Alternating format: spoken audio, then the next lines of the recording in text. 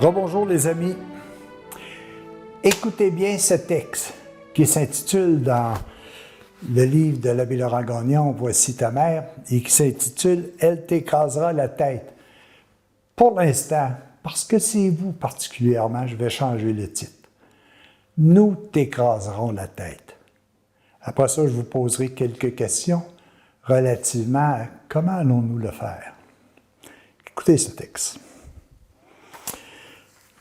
Lucifer s'était levé au cri de « Non serviam, je ne sers pas. Je ne suis pas un serviteur. Je veux être mon propre maître. » C'est des questions que souvent on se dit, nous autres aussi.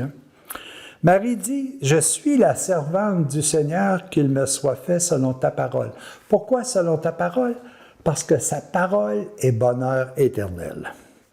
Par cette parole, Marie remettait toutes les choses dans l'ordre divin. Par cette parole, elle écrasait la tête du serpent ancien, le père du mensonge, assassin depuis le commencement. Par la parole de Dieu, nous pouvons faire la même chose. Lucifer a étouffé la vie divine en lui, et il a entraîné dans sa chute le tiers des étoiles du ciel. Tous les révoltés ont perdu la vie divine avec eux, cette brillante étoile qui devint le ténébreux prince des ténèbres, Satan le menteur. Nous avons non pas perdu, mais nous avons smogué autour de la vérité. Nous avons établi des nuages tellement intenses que nous devons travailler pour pouvoir rejoindre le soleil qui existe même s'il y a des nuages. Alors, c'est ce que nous avons fait. Parce que révoltés, nous avons smogué autour de nous la vérité qui est à l'intérieur de nous. Nous avons mis des nuages de telle sorte que nous avons de la misère à l'atteindre. Marie, se mettant en accord avec le plan de Dieu et agissant selon sa volonté, est devenue la vivante, celle qui produit la vie. Tous les fils et filles de Dieu naîtront d'elle comme les branches d'un arbre naissent du même tronc. Le fils de Marie sera celui qui pourra dire « Je suis la vie ». Lucifer avait perdu la foi en la parole de Dieu. Il trouva un meilleur plan que celui de Dieu, infiniment parfait. Un orgueil épouvantable s'était développé en lui. Marie dit « Qu'il me soit fait selon ta parole ». Le flambeau de la foi étant de nouveau dressé sur le monde, la lumière divine pourrait maintenant éclairer toutes les âmes de bonne volonté. Par sa parole, Marie a provoqué un retournement dans l'histoire du monde. Depuis la chute, le monde trompé marchait à tâtons. Depuis la chute, nous marchions à tâtons à travers les ombres de l'erreur et les ténèbres de la mort. Une lumière était apparue au bout du long chemin de la remontée vers Dieu. La lumière qui éclaire ce long chemin s'appelle la foi en Dieu et en sa parole. Cette parole de Dieu incarnée en elle, Marie la tenait enfermée en son sein, comme dans un ciboire doré, en attendant de la manifester au monde et de devenir elle-même l'ostensoir de Dieu. Après la nuit du monde, la nuit des temps, l'aurore apparaissait à l'horizon, annonçant la venue certaine du soleil et de la justice. Avec Satan, un germe de mort avait été semé sur la terre. Avec Marie, un germe de vie était introduit dans le monde, un germe de vie appelé à croître et à se développer jusqu'à devenir un grand arbre couvrant toute la terre. Avec la lumière de la vie divine était semé dans le monde le germe de la vérité éternelle, destiné à éclairer toutes les âmes de bonne volonté. C'est la volonté de mon Père que tous soient sauvés et qu'ils arrivent à la connaissance de la vérité. Marie avait introduit dans le monde le principe du renversement du royaume des ténèbres. Marie, toute petite, toute humble, a cru de toutes ses forces de son être en la parole de Dieu, tandis que le puissant Lucifer s'était dressé de tout son être contre Dieu.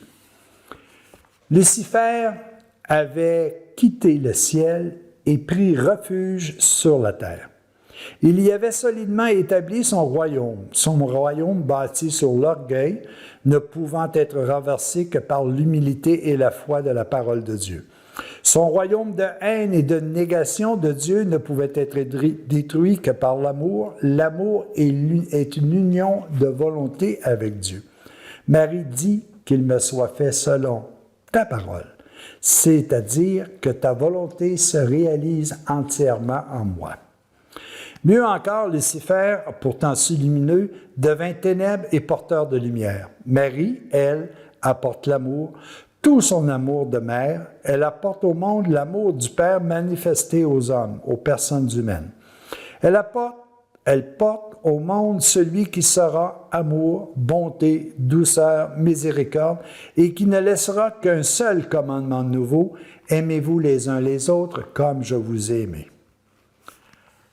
Avec la foi et l'amour, Marie donnait à toute personne humaine de bonne volonté la clé de l'établissement du royaume de Dieu en lui et l'armure sainte nécessaire pour le renversement du royaume des ténèbres sur la terre. Saint Pierre nous dit quelle estime il faut avoir de la parole des prophètes par qui Dieu a parlé. Nous tenons plus ferme la parole prophétique. Nous faisons bien de la regarder comme une lampe qui brille dans un lieu obscur jusqu'à ce que le jour commence à poindre et que l'astre du matin se lève dans vos cœurs. Avant tout, sachez-le, aucune prophétie de l'Écriture n'est objet d'explication personnelle. Ce n'est pas d'une volonté humaine qu'est jamais venue une prophétie, c'est poussé par l'Esprit Saint que des hommes ont parlé de la part de Dieu. À nous aussi, Jésus dit, scrutez les Écritures. Ce sont elles qui nous parlent de moi, dans Jean. Lors de la circoncision de Jean-Baptiste, Zacharie prophétisa, l'astre d'en haut nous a visités pour illuminer ceux et celles qui demeurent dans les ténèbres et l'ombre de la mort, afin de les guider pas par pas dans le chemin de la paix. Alors, mes amis, je termine tout simplement en nous posant quelques questions. Est-ce que j'écrase en moi ce qui m'empêche d'être véritablement heureux au sens du bonheur éternel? Est-ce que je scrute la parole de Dieu qui me permet de découvrir notre chemin à suivre? Est-ce que je scrute la parole de Dieu lorsque j'ai des décisions importantes à prendre relativement à mon bonheur? Est-ce que je sers véritablement mon bonheur? Ou est-ce que je sers pas plutôt, et bien souvent, mon illusion? Est-ce que j'ai assez de foi pour mettre en pratique comme Marie la parole de Dieu? D'abord, est-ce que je la connais? Est-ce que j'ai scruté? Est-ce que j'ai pu jouir, si je peux utiliser ce mot-là, des bienfaits de cette parole à l'intérieur de moi?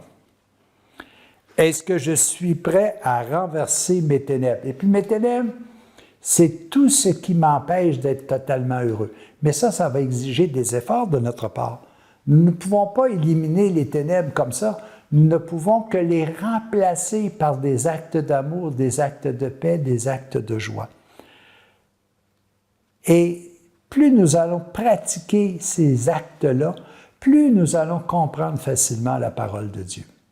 Voyez, là, quand on commence avec un titre, nous t'écraserons la tête, ce n'est pas quelque chose d'excessivement immense à faire. Ce n'est pas quelque chose où on se croise les bras en disant « c'est impossible ». Non, prenez tout ce qui peut, à l'intérieur de vous, vous empêcher d'être heureux et tranquillement le remplacer par quelque chose qui vous permet d'être heureux.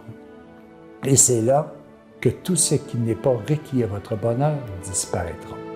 À tous et à chacun, petit à petit, essayons d'écraser ce qui n'est pas de Dieu à l'intérieur de nous. Bonne journée.